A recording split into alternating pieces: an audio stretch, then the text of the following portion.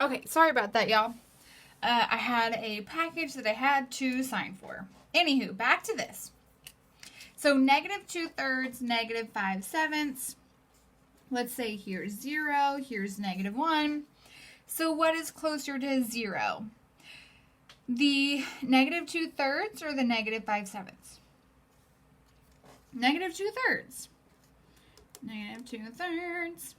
Negative 5/7. So is it true to say that 2/3, negative 2/3 is less than negative 5/7? Nope, it's false. Is negative 5 greater than or equal to negative 5? This is true.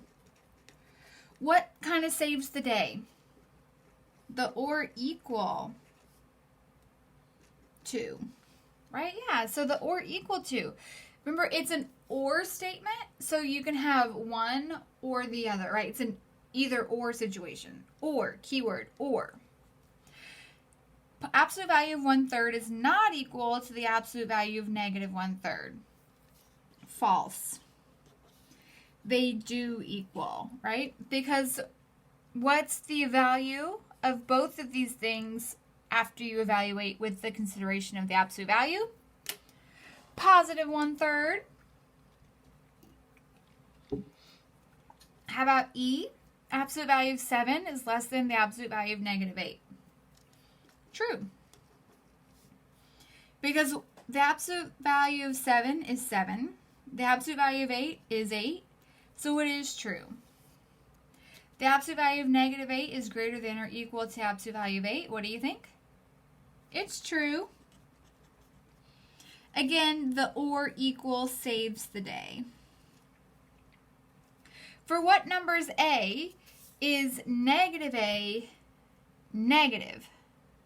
Positive numbers.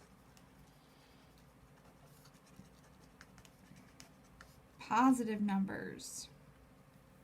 Because remember of this discussion we had up here? So if A is a positive number, say A is equal to 3, well, the negative 3 is equal to negative 3.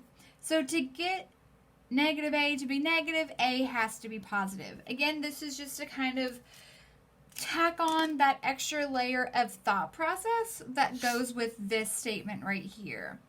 You have to really, really, really pay attention, and this is why math is hard, to see how the definition, or excuse me, how your item is getting defined.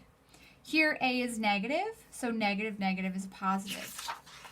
Here, what does A have to be to get a negative number? Well, then we must define A as a positive so that we get the negative. So just be careful.